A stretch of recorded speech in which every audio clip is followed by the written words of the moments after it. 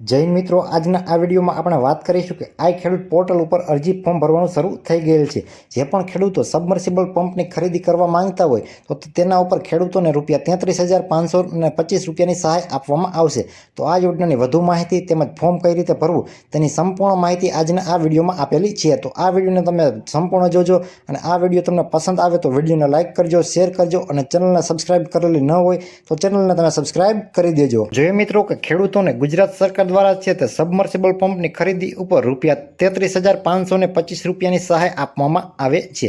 તો આ યોજનાને લગતી માહિતી તેમજ આ યોજનામાં ફોર્મ કઈ રીતે ભરવું અને આ યોજનાનું ફોર્મ છે તે તમારે કેવી રીતે ભરવાનું રહેશે તેની સંપૂર્ણ માહિતી માટે આ વિડીયો તમારે જોવાનો રહેશે।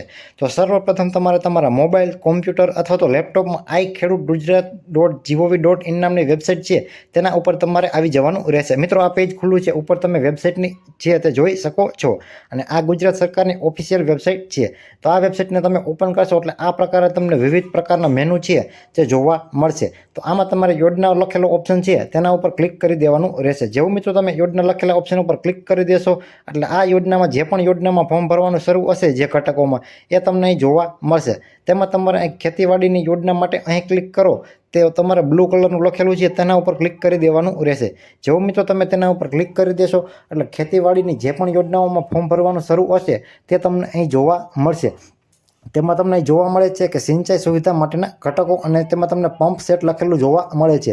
તો એ બટન ઉપર તમારે ક્લિક કરી દેવાનું રહેશે। એટલે મિત્રો આ યોજનાનું છે તે સંપૂર્ણ વિગત છે તે તમને અહીં જોવા મળશે કે ઘટકનું નામ શું છે, સહાયનું ધોરણ છે તે કેટલું રહેશે, તેમાં આ યોજના વિશેના રિમાર્ક્સ છે તે લખેલા છે, તેમજ આ યોજનામાં તમે કેટલી વખત છે તે લાભ મેળવી શકો તો કે 5 વર્ષમાં છે તે તમે એક વખત આ યોજના અંતર્ગત છે તે લાભ મેળવી શકો। અને અરજી કરવાના સમયગાળાની વાત કરવામાં આવે તો 7/3/2025 થી લઈ 16/3/2025 સુધી છે તે તમે આ યોજના અંતર્ગત છે તે ફોર્મ ભરી શકો છો। અહીં તો તમને ઘટક વાઇઝ નોકી છે તે સહાયની રકમ આપવામાં આવે છે, જેમાં મેક્સિમમ સહાયની વાત કરવામાં આવે તો 10 હોર્સ પાવર સુધીના સબમર્સિબલ પંપ હોય તેમાં તમને 75% અથવા તો ₹33,525 હોય, બેમાંથી જે ઓછી રકમ હોય તે તમને જોવા મળે છે। મિત્રોના ડિસ્પ્લે ઉપર તમે જોઈ શકો છો અને તમે છે તે વધારે માહિતી મેળવવા માંગતા હોય તો તમે આ વિડીયોને પોઝ કરી અથવા તો છે તે આ વેબસાઇટ ઉપર આવી અને તમે ચેક કરી શકો છો। તો ફોર્મ ભરવા માટે તમારે અરજી કરોના બટન ઉપર ક્લિક કરી દેવાનું રહેશે।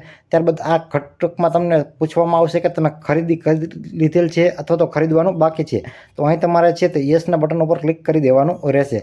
જો તમે યસના બટન ઉપર ક્લિક કરશો તો તમને ફોર્મ ભરવા દેવામાં આવશે। ત્યારબાદ અહીં તમને રેડ કલરે સૂચનાઓ જોવા મળે છે એ તમારે વાંચી લેવાના રહેશે અને ગ્રીન અક્ષરે તમને અરજી કઈ રીતે કરવી તેના સ્ટેપ જોવા મળે છે, તો એ પણ તમારે એક વખત વાંચી લેવામાં રહેશે। ત્યારબાદ અહીં તમને પૂછે છે કે તમે રજિસ્ટર અરજદાર છો, જો હોય તો આ સિલેક્ટ કરવાનું અથવા તો ના ઉપર ક્લિક કરીને આગળ વધો બટન ઉપર ક્લિક કરી દેવાનું રહેશે। ત્યારબાદ અહીં તમને પંપ સેટના ઘટકમાં છે તે ફોર્મ ભરવા માટેનું ઓપ્શન છે તે આપી દેવામાં આવશે, એટલે કે અરજી ફોર્મ આપી દેવામાં આવશે। તેમાં તમારે અહીં અરજદારની વિગતમાં નામ, પિતાના નામમાં પિતાનું નામ અને ત્યારબાદ તમારી અટક ટાઈપ કરી દેવાની રહેશે। અહીં જાતિમાં તમારે જે પણ જાતિ હોય તે તમારે સિલેક્ટ કરી લેવાની રહેશે। લિંગમાં પુરુષ સ્ત્રી જે લાગુ પડતો હોય તે સિલેક્ટ કરી લેવાનો રહેશે। ત્યારબાદ અહીં જિલ્લો, તાલુકો અને ગામ તમારે પસંદ કરી લેવાનું રહેશે। ત્યારબાદ સરનામામાં તમારે તમારું પૂરું એડ્રેસ લખી દેવાનું રહેશે અને નીચે પિનકોડ લખી દેવાનો રહેશે। જો ખેડૂત દિવ્યાંગ હોય તો આ કરવાનું રહેશે, અન્યથા ના કરી દેવાનું રહેશે। ત્યારબાદ અહીં તમારે તમારું ઈમેલ આઈડી અને ત્યારબાદ ખેડૂતનો પ્રકાર જે પ્રમાણે તમારા 7/12માં હોય તે પ્રમાણે અહીં તમારે સિલેક્ટ કરી લેવાનું રહેશે। ત્યારબાદ મોબાઈલ નંબર અને આધાર કાર્ડના નંબર છે તે લખી દેવાના રહેશે અને ચેક્સ બોક્સ ઉપર તમારે ક્લિક કરી દેવાનું રહેશે। ત્યારબાદ આત્માનું રજિસ્ટ્રેશન ધરાવો છો કે કેમ આ ના સિલેક્ટ કરી દેવાનું રહેશે। ત્યારબાદ સહકારી મંડળીના સભ્ય હોય તો આ કરવાનું, નહીં તો ના કરી દેવાનું રહેશે। અને તમે દૂધ ઉત્પાદક મંડળીના સભ્ય હોય તો તમારે આ અથવા નામાં છે તે જવાબ આપવાનો રહેશે। ત્યારબાદ અહીં તમારે તમારા બેંક ખાતાની વિગત છે તે લખવાની રહેશે। તેમાં તમારે સર્વપ્રથમ તમારી પાસબુકના પ્રથમ પેજ ઉપર બેંક IFSC કોડ લખેલો હોય તે લખી અને શો બેંક ડિટેલ ઉપર ક્લિક કરશો એટલે બેંકનું નામ છે તે અહીં ઓટોમેટિક આવી જશે, તે તમારે પસંદ કરી લેવાનું રહેશે। બેંકનો જિલ્લો પસંદ કરી લેવાનો રહેશે, બેંક બ્રાન્ચ પસંદ કરી લેવાની રહેશે અને ત્યારબાદ તમારા બેંક એકાઉન્ટ નંબર હોય તે લખી દેવાના રહેશે અને કન્ફર્મ બેંક એકાઉન્ટ છે તેમાં ફરીથી લખી દેવાના રહેશે। ત્યારબાદ અહીં અરજદારનું નામ છે તે બેંક પાસબુક પ્રમાણે લખી દેવાનું રહેશે અને એ જ પ્રમાણે છે તે પાસબુકમાં જે પણ પ્રમાણે તમારું એડ્રેસ હોય એ પ્રમાણે ઇંગ્લિશમાં અહીં લખી દેવાનું રહેશે। ત્યારબાદ અહીં તમારે તમારી જમીનની વિગત છે તે લખવાની રહેશે. જમીન રેકોર્ડ ધરાવો છો કે ટ્રાઇબલ લેન્ડ ધરાવો છો એ સિલેક્ટ કરી લેવાનું રહેશે. અને ત્યારબાદ તમારો જિલ્લો, તાલુકો અને ગામ પસંદ કરી અને તમારી જમીનની વિગત છે તે આપી દેવાની રહેશે.